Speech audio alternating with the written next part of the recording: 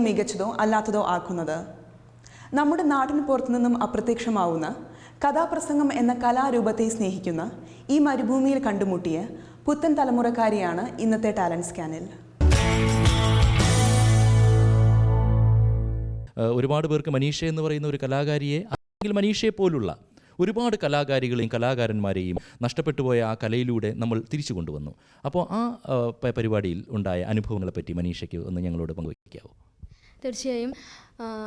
കഥ പറയുമ്പോൾ എന്ന ആ റിയാലിറ്റി ഷോ, അതിനു വേണ്ടിയിട്ട് 1000-ഓളം അപേക്ഷകർ നമ്മുടെ കൊച്ചി കേരളത്തിൽ നിന്ന് 1000-ഓളം കാതികർ അപേക്ഷിച്ചിരുന്നു. അതിൽ നിന്ന് സെലക്ഷൻ കിട്ടിയത് 35-ഓളം പേർക്ക് മാത്രമാണ്. അതിലൊരാളാകാൻ കഴിഞ്ഞു എന്നുള്ളത് തന്നെ എൻ്റെ സംബന്ധിച്ചിടത്തോളം വളരെ വലിയൊരു ഭാഗ്യമായിട്ട് ഞാൻ കാണുന്നു.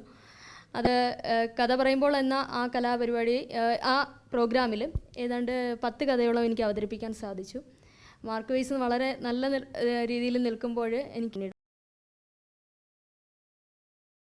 തുടർന്ന് അങ്ങോട്ട് ഈ റിയാലിറ്റി ഷോയുടെ തിളക്കത്തിൽ നിന്നാണ് മനീഷ ബഹ്റൈനിലേക്ക് പെട്ടെന്ന് പറിച്ചു നടപ്പെട്ടത്. ആ സാഹചര്യത്തെപ്പറ്റി, ബഹ്റൈനിൽ കഥാപ്രസംഗത്തിന് കിട്ടുന്ന പ്രോത്സാഹനത്തെ പറ്റിയൊക്കെ ഒന്ന് ഞങ്ങളോട് സംസാരിക്കാമോ?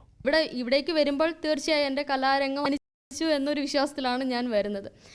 കഴിഞ്ഞ സീസണിൽ വരെ ഞാൻ ഏതാണ്ട് 100ഓളം സ്റ്റേജുകളിൽ, ഉത്സവപ്പറമ്പുകളിലും അല്ലാതെ ക്ലബ്ബുകളുടെയൊക്കെ പ്രോഗ്രാമായിട്ട് ഞാൻ ഈ രംഗത്തുണ്ടായിരുന്നു. പെട്ടെന്ന് ഇങ്ങോട്ട് വരുമ്പോൾ അതിൻ്റേതായൊരു വിഷമം ഉണ്ടായിരുന്നു. എന്നാലും ശരി, ബഹ്റിൻ എന്താണെന്ന് മനസ്സിലാക്കാമല്ലോ എന്ന് കരുതിയാണ് വന്നത്. പക്ഷേ ഇവിടെ വന്നപ്പോഴേക്ക് എനിക്ക് തോന്നുന്നു നാട്ടിൽ കിട്ടുന്നതിനേക്കാൾ 4 മടങ്ങ് പ്രോത്സാഹനം, അങ്ങനെ തന്നെ പറയാനാണ് ഞാൻ ആഗ്രഹിക്കുന്നത്, ഇവിടെ ബഹ്റിനിൽ കിട്ടുന്നുണ്ട്. എല്ലാവരും കലയെ സ്നേഹിക്കുന്നവരാണ്, നല്ല രീതിയിൽ പ്രോത്സാഹിപ്പിക്കുന്നവരാണ്. അപ്പോൾ ഞാനിവിടെ വന്നപ്പോഴേക്ക് എനിക്ക് ഏറ്റവും നല്ല ഒരു പ്ലാറ്റ്ഫോമിൽ തന്നെ ഇവിടുത്തെ കേരളീയ സമാജത്തിൻ്റെ സ്റ്റേജിൽ SNCS എന്ന സംഘടന നടത്തിയ കഥ പറയുമ്പോൾ എന്ന ഇവൻറ്റിലൂടെ വളരെ ഇവിടെ ബഹ്റിനിലെ കഥാപ്രസംഗത്തെ സ്നേഹിക്കുന്ന എല്ലാവരുടെയും മുന്നിൽ ഈ പ്രോഗ്രാം ചെയ്യാൻ പറ്റി എന്ന് തന്നെ ഏറ്റവും വലിയ സന്തോഷം. അങ്ങനെ ഒരുപാട് പേര് അന്ന് ആ പ്രോഗ്രാം ചെയ്യാനായിട്ട് മുന്നിട്ടിറങ്ങിയത് അതിൻ്റെ SNCS ചെയർമാൻ ശ്രീ ഷാജി കാർത്തികേയൻ സാറാണ്. അതുപോലെ അതിൻ്റെ സംഘാടകരെല്ലാം വളരെ നല്ല രീതിയിൽ എനിക്ക് പ്രോത്സാഹനം തന്നു. അതുപോലെ ഇവിടെ നല്ല രീതിയിൽ എല്ലാ മലയാളി പ്രേക്ഷകരും അത് നല്ല രീതിയിൽ അത് ഉൾക്കൊണ്ടു എന്നതാണ് ഭയങ്കര സന്തോഷമുള്ള കാര്യമാണ്. അതുപോലെ ഇപ്പം ഇതിന് ശേഷം ഇവിടുത്തെ GSS എന്ന സംഘടന, അതിൻ്റെ ചെയർമാൻ ശ്രീ ചന്ദ്രബോസ് സാർ, അദ്ദേഹവും ഇതുപോലുള്ള ഒരു കഥാപ്രസംഗത്തിൻ്റെ ഒരു വലിയൊരു ഇവൻറ്റിനെ പറ്റി എൻ്റെ അടുത്ത് സംസാരിച്ചിട്ടുണ്ട്. അങ്ങനെ ഒരുപാട് പേര് മുന്നോട്ട് വരുന്നുണ്ട് കഥാപ്രസംഗം ഒരു വേദി ഒരുക്കാൻ. അത് തന്നെ വലിയ സന്തോഷമാണ്. കഥ പറയുന്നവരെല്ലാവരും നല്ല രീതിയിൽ കവിതയും ചൊല്ലാറുണ്ട്. പൊതുവെ കണ്ടുവരുന്ന ഒരു കാര്യമാണ്. കാരണം എനിക്കും പിന്നെ ഒരുപാട് സുഹൃത്തുക്കൾ അങ്ങനെ ഉണ്ടായിട്ടുണ്ട്. അവർ നന്നായിട്ട് മനോഹരമായി കവിത ചൊല്ലും. മനീഷ മനസ്സിൽ ഓർമ്മ വരുന്ന ഒരു കവിതാ ശകലം ഞങ്ങളോടൊന്ന് അവതരിപ്പിക്കാം. അത് എനിക്ക് സംസ്ഥാന തലത്തിൽ വരെ സമ്മാനം ലഭിച്ച കുമാരനാശാൻ്റെ കരുണ എന്ന് ചൊല്ലാം. അനുപമ കൃപാനിധി അഖില ബാന്ധവൻ ശാഖ്യ ജിനദേവൻ ധർമ്മരശ്മി ചൊരിയും നാളിൽ ഉത്തര മധുരാപുരിക്കുത്തരോപാന്ധത്തിലുള്ള വിസ്തൃത രാജവീഥി തൻ കിഴക്കരികിൽ കാളിമ കാളും നഭസ്സെ ഉമ്മവയ്ക്കും വെൺമനോജ്ഞ മാളികയൊന്നിൻ്റെ തെക്കേ മലർമുറ്റത്തിൽ. സാധാരണ നമ്മുടെ നാട്ടിൽ കണ്ടുവരുന്നൊരു പ്രത്യേകതയാണ്, വിവാഹം കഴിയുന്നിടത്തോളം മികച്ച കലാകാരികളുടെ പ്രകടനങ്ങൾ അതോടുകൂടി അവസാനിക്കുന്നു. അവർ പിന്നെ വീട്ടമ്മയായിട്ട് ഒതുങ്ങിക്കൂടാറാണ് പതിവ്. പക്ഷെ അതിൽ നിന്ന് വ്യത്യസ്തയാണ് മനീഷ. എനിക്ക് കലയോട് ഭയങ്കര താല്പര്യമാണ്. അതൊരു കലാകാരിയായാലും കലാകാരനായാലും എനിക്ക് വലിയ ഇഷ്ടമാണ് കലയെ. എൻ്റെ ഭാര്യയ്ക്ക് ഒരു കഴിവുണ്ടെന്ന് എനിക്ക് തോന്നി. അന്നേരം അതിന് ഫുൾ സപ്പോർട്ടായിട്ട് ഞാൻ നിൽക്കുവാണ്. തീർച്ചയായും താങ്കളുടെ നല്ല മനസ്സിന് വളരെയധികം നന്ദി.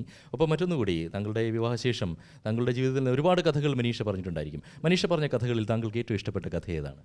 എനിക്ക് ഒരുപാട് ഇഷ്ടപ്പെട്ടത് പിന്നെ കൈരളി TV അത് പറഞ്ഞത്. അതിൻ്റെ പേര് കുത്തബ് മിനാർ എന്ന ഒരു കഥയാണ് പറഞ്ഞത്. അത് ഒരുപാട് എനിക്ക് ഇഷ്ടമായി. അതിനകത്ത് ഒരുപാട് പാട്ടുകളുണ്ട്. അതാണ് എൻ്റെ മനസ്സിൽ തട്ടിയൊരു കഥയെന്ന് പറയുന്നത്. കുത്തബ് മിനാറിലെ വെൺമണിക്കല്ലുകൾ നിത്യവുമാഗാനം ഏറ്റുപാടും. പ്രിയമുള്ളവരെ, ഒരു നല്ല കഥ പറയണമെങ്കിൽ അതിന് എന്തൊക്കെ കാര്യങ്ങൾ വേണോ നിങ്ങൾക്ക് തന്നെ നന്നായി അറിയാം.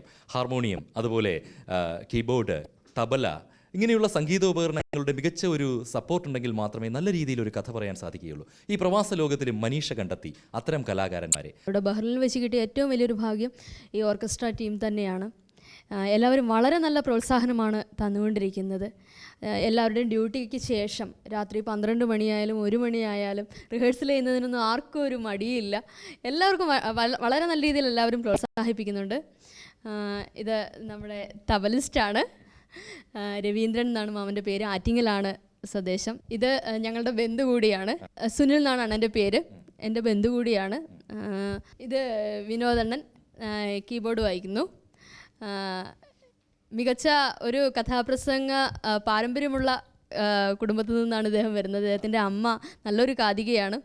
അതുകൊണ്ട് തന്നെ എനിക്ക് നല്ല രീതിയിൽ ഗൈഡ് ചെയ്ത് തരുന്ന ഒരു വ്യക്തി കൂടിയാണ് നമ്മുടെ വിനോദണ്ണൻ. അതുപോലെ ഇത് കുമാരൻ എൻ്റെ കൂടെ ഓർക്കസ്ട്ര ടീമിൽ വർക്ക് ചെയ്യുന്നുണ്ടായിരുന്നു. ടൈമിംഗ് ആണ് ചെയ്തുകൊണ്ടിരുന്നത്. മനീഷയുടെ നല്ല സുഹൃത്തുക്കളും മനീഷയെ ഈ കലാരംഗത്തുള്ള തങ്ങളുടെ വാസനയെ പരിപോഷിപ്പിക്കുന്നതിൽ വളരെയധികം സഹായിക്കുന്നുണ്ട്. അത്തരത്തിലുള്ള ഒരു സുഹൃത്തുക്കളുടെ കുടുംബത്തെയാണ് ഇപ്പോൾ പരിചയപ്പെടാൻ പോകുന്നത്. നമസ്കാരം. എന്താണ് പേര്? സൗമ്യ. എത്ര കാലമായി സൗമ്യ ബഹ്റിനിൽ വന്നിട്ട്? 5.5 കൊല്ലമായി. 5.5 കൊല്ലമായി. പിന്നെ ഇദ്ദേഹത്തെ നേരത്തെ അറിയാവോ? നേരത്തെ സന്തോഷിനെ മാരേജ് ചെയ്ത സമയം തൊട്ടാണ് അറിയാമല്ലേ? ഓക്കെ. കൈരളിയിലെ പരിപാടികൾക്ക് കണ്ടിട്ടുണ്ടോ? കണ്ടിട്ടുണ്ട്, കഥ പറയുമ്പോൾ കണ്ടിട്ടുണ്ട്. എന്താണ് പേര്? സജി. എത്ര കാലമായി ബഹ്റിനിൽ? ഞാനിവിടെ ഇപ്പോൾ 7 വർഷമായി. ഇവിടെ ഷിപ്പ് യാർഡിൽ വർക്ക് ചെയ്യുന്നു. പിന്നെ സന്തോഷ് എൻ്റെ ക്ലാസ്മേറ്റാണ്, പിന്നെ ബന്ധുവാണ്, പിന്നെ